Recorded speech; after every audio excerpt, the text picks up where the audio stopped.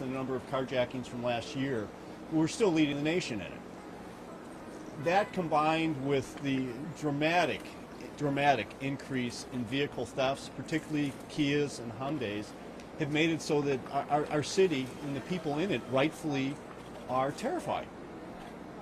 And you cannot really think of a crime that could be more terrifying than somebody coming up to you when you think you're in the security of your car and having a gun put on you and dragged out of your car.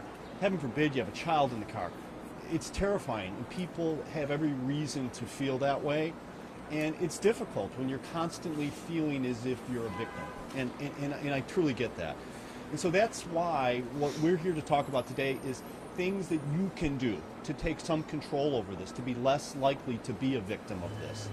And so what we have done is really a myriad of things, from working with the Chicago Police Department, the State Police, the FBI, and the task force concept. It's having loads and loads of positives. I say there's been a decrease. The recovery time of getting vehicles back has dramatically increased positively, so there's less crimes that could be committed with these cars because we're recovering them quicker. But the other part of it is we want to give individuals the opportunity to take some ownership where they feel they're doing something.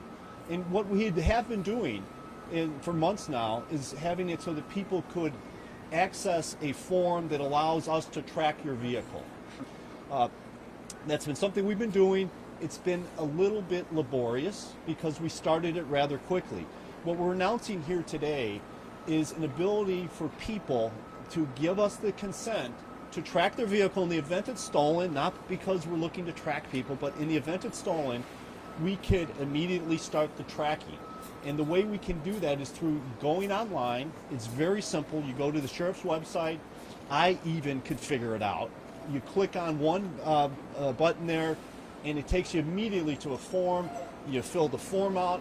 You send it to us.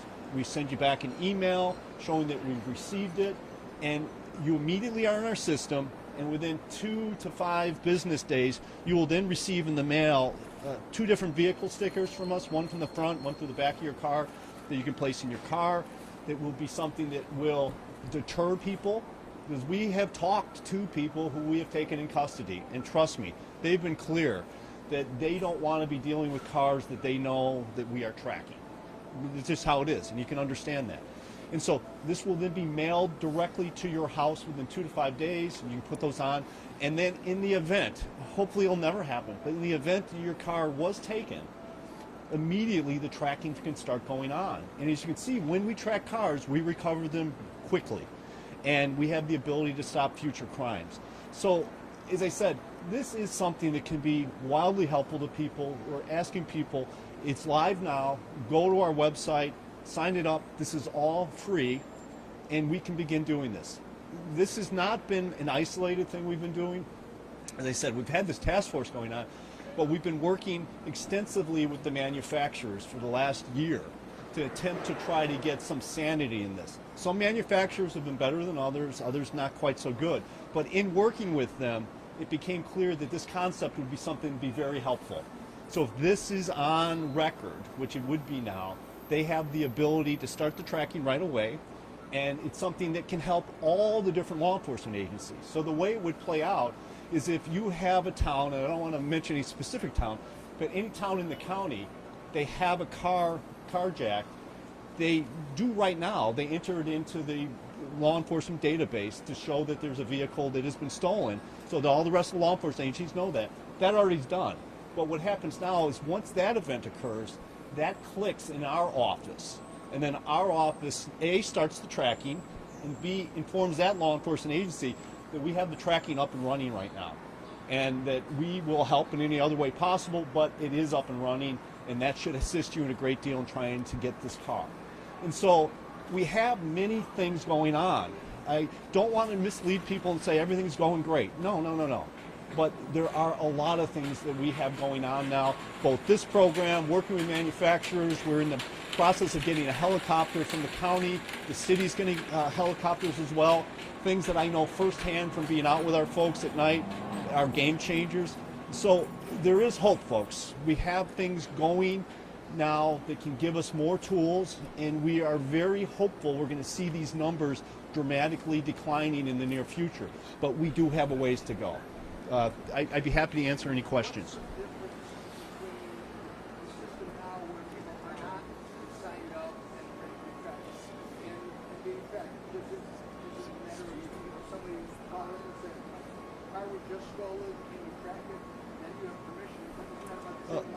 You know, Bernie, this has been so torturous, honest to goodness. I mean, as you know, I've been around a little bit, and believe it or not, I'm a lawyer, former prosecutor. When we have met with the different manufacturers, they say some have been great, some have been miserable. I mean, literally trying to think of excuses why they can't do things that clearly billion-dollar companies could do in an afternoon. So when we've had that, Bernie, they've literally told our people, we're standing there with the victim physically right next to us and saying, well, hi, we're here. Someone just had their car carjacked. Well, we need to talk to the victim. Okay, we got them here. They're a little upset now. They really don't want to talk, but they need to give us. Then we'll put them on, and then they'll say, well, you'll have to call back because we don't have that aspect of our office up and running right now. And there's certain manufacturers that still only operate their tracking from 9 to 5, and there's still other ones too that then come up and say, well, no, you need a search warrant, which you absolutely do not need. And so this is trying to cut through all of that and say, up front, this is a legal consent form to allow for tracking, and your excuses need to stop now. And as I say, for a lot of the manufacturers, they've been great to work with. They have been. And they're trying. And for them, this will just help that. But for these other ones, this will probably end a lot of the excuses that we've been, they're like jaw-dropping excuses. What about those that do not live within Cook County, but drive to Cook County because they work here? Can they register? Can they benefit from the program? Anybody who wants to go to our website can register, whether you live in our county or not. We will work with their law enforcement agency from where they're from, if that is the case. But to your point, more relevant is if the carjacking were to occur in our jurisdiction, it would just make it a lot easier. So the fact that you live or don't live in the county is irrelevant. And the form itself is pretty straightforward. As I said, I looked at it. It's not that difficult to do. So whether you're in or out, we can do it.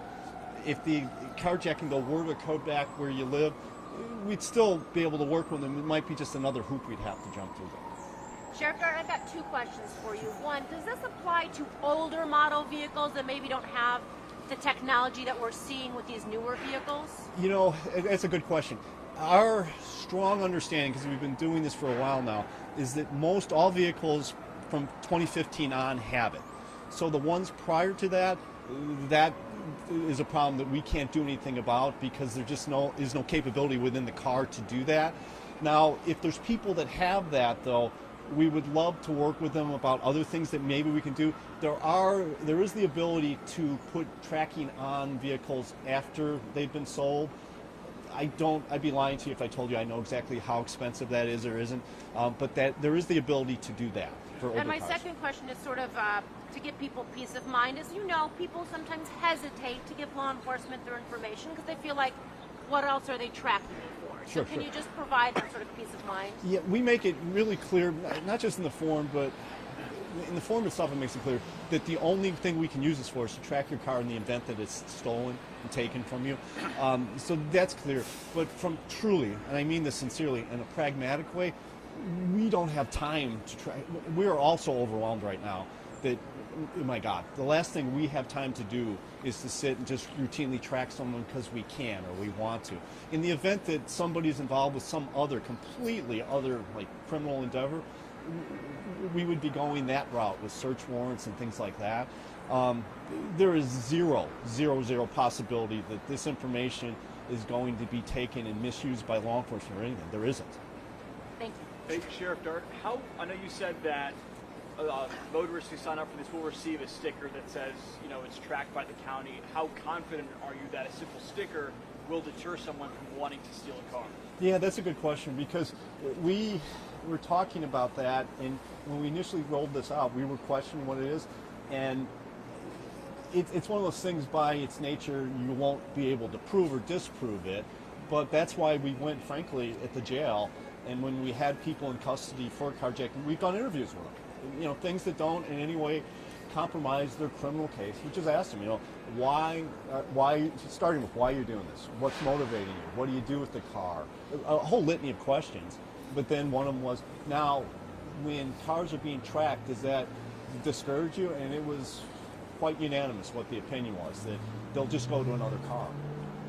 So, you know, and I always tell people, we're always open for new ideas, but this seems to have some ability to help move this dial on a lot of levels. A, the deterrence when people come up to it to either not carjack, maybe naive, or go to something else. But the more important part of it is the ability to instantly track. So the sticker's fine because it could deter, but it's that tracking component that could really help. And I'm just curious too, because I don't know. Let's say hypothetically you are carjacked. Walk us through what that recovery process now looks like if the vehicle is being tracked by the county. You know, I've been out with our folks a few times on these, and it is fascinating because on some of the nights that I've gone out, there has been cars that either don't have tracking capacity. More likely is we're having problems with the manufacturer to get the tracking up and running, and in that case, it's almost the same sequence that happens every time. Is the car has been reported carjacked. It's now hitting on license plate readers at different parts, either on the expressway or in the city, and then we're attempting to not so much follow, because particularly on the highway, by the time it hits the license plate reader and gets back to us, the car's pretty far gone. And then when they get off the expressway, sometimes there's not license plate readers there. It's just loads and loads of guesswork, and I've seen that, where we are trying to go in a general area and then looking for the car.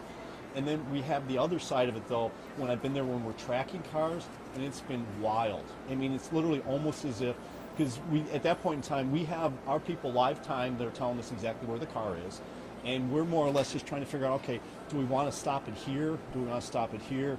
Okay, there's not a lot of activity in this area. This would be a good place to stop the car. And then it's a question of just getting the cars there. So it's really pretty close to a night and day type of thing. Sure, just some clarification. Are you saying this new tool is only for those vehicles that are 2015 and newer? Well, yeah, sort of, because the other cars just don't have the capacity for tracking. So even if you give us the consent form and all that, the internals of the car doesn't have anything in it. But for people like that, we'd be happy to work with them to give them what are potential options. There are some, but they can maybe be a little expensive. Sure. Thank you. Emails? Sheriff, will you hold the stickers up again for us, Oh, please? Sure. If you'd be so kind. Oh, please. Yeah. One's the front, one's the back. I don't know which is which. And I know you've done this in the past, but can you comment, you've been seeing some of the videos that are coming out of recently, some of these carjackers just not hearing and Ryan video recently, somebody carjacking someone, they just don't hear. They don't. They don't. Comment on I mean, as I had mentioned, there's just so many. I used to be a prosecutor, and I've been in this for a bit of time, so I've seen a lot. And it's very difficult to compare how terrifying this is, the actual, first the carjacking, but then what subsequently happens afterwards, because we've been witnessing these high-speed chases that are just really unreal, where we're not even chasing them anymore, but they're flying at speeds that are unreal. And that has been wildly disturbing, obviously, but then the other part of that formula is that when we have made arrests on these different defendants, it's still breaking out pretty much the same way. Of the ones we arrest, over half of them are juveniles still, and when we talk to them, there is really no, forget about sense of remorse. I gave up on that about 30 some years ago. But there is just no understanding about just the gravity of what's being done here. And I think part of that is the nature of the crime, because collectively we aren't catching that many people. Because I mentioned before, the longer it takes us to track and get that vehicle, the more opportunities it is for multiple people to be in and out of that car. So when the car is eventually caught, and as you can see, we're getting more cars more quickly, but the chances are that the person that is in the car when we pull it over and arrest them was not the person that did the carjacking, because they've now moved through to another person. And so it has, I think, emboldened some of these folks. The fact now that we've got these sort of more sophisticated tools that we're using, we're seeing that that's going to bring in some of the hesitancy, for lack of a better word. But it is definitely a group of people. They operate more often than not in these sort of gangs of crews, and they have felt that they can do this with impunity. They really have. And so now that we're starting to bring some things in, we're seeing a little bit of a different thing. But I'd be lying to you if I said, "Oh wow, this is right around the corner. We got a ways to go." A lot of these people who are being arrested are youth. Do you think we need to change the definition for juveniles of this kind of crime? People with guns and stealing cars? Bernie, we've had some interaction, not a lot at this point, with that particular issue, and it is wildly difficult and wildly frustrating. Why? Because the only entity in this sort of law enforcement world that's immune to the Freedom of Information Act is the juvenile court and the judiciary, and they run the juvenile court. So we can't get any information because I've been asking that very same question. What are we doing? So we're 55, 60% of the people we're catching are juveniles. What's happening? Because we know factually some of them are coming back out and doing it again. So why can we not, as a group of adults, sit down and say, okay, apparently what we're doing here is not working well. Okay, so what is it you're doing? Let's start with that. What is it you're doing? We don't know. Are you holding these kids? Are you holding them for a period of time? Are you putting them on electronic monitoring? Because we've gotten some with electronic monitoring devices, not mine, but the juvenile court's on them. Are you putting them on that? We just really would like to have a thoughtful discussion in this insanity, and it really is, of sitting there hiding behind the fact that, well, we don't have to divulge that, and juveniles need to be able to give it another shot in life. We get all that, but you also have to have some sanity in this stuff, and that has been horribly lacking.